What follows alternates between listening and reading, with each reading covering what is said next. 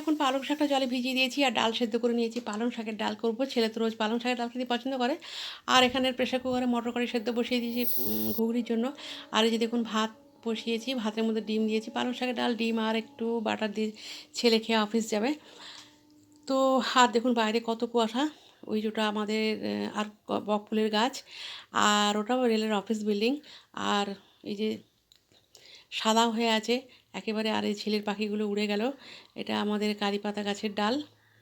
তারপর ঘুগনি হয়ে গেছে, আমি তো মুড়ি খাচ্ছি। আমার হঠাৎ মনে পড়লো আপনাদের সঙ্গে শেয়ার করা হলো না। হাজব্যান্ডের খাওয়া হয়ে গেছে। এখানে ডিম, মাছের ডিম বড়া করব, বাঁধাকপির তরকারি করব। আর এখানে মাছ নুন হলুদ দিয়েছি, মাছের মাথা আছে, তবে নিরামিষ বাঁধাকপি করব। ঠিক আছে, তারপর আমি বড়াগুলো ভেজে নিচ্ছি। এই যে বড়াগুলো ভালো করে ভেজে নিচ্ছি, ভাজার পর আর মাছগুলো ভেজে নিয়েছি। ভাজা হয়ে গেছে সব মাছটা ঝাল করব। আর তারপর অন্যান্য অনেক কাজকর্ম করে খেতে বসে গেছি। প্রচণ্ড ঠান্ডা, আমি এখন একাই খাচ্ছি, হাজব্যান্ড এখন স্নান হয়নি। আমি খেয়ে একটু ছাদে গিয়ে দাঁড়াবো, কারণ প্রচণ্ড ঘরে ঠান্ডা। মাঝে মাঝে হাতে থালা নিয়ে ছাদে দাঁড়িয়ে খাই, কিন্তু হাতে খুব ব্যথা করে, ওভাবে খাওয়া যায় না। তো সে কারণে কোনো মতে খেয়ে নেবো। আর ভাতটা তো খুব ঠান্ডা হয়ে গেছে, ডালটা একটু গরম করে নিয়েছিলাম। তো খেয়ে নিয়ে তারপর যাব একটু ছাদে, কিছুক্ষণ দাঁড়াবো।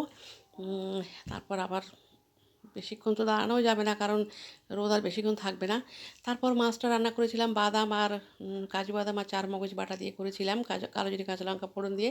তো আজকের ব্লগটা এই পর্যন্তই। সবাই খুব ভালো থাকবেন।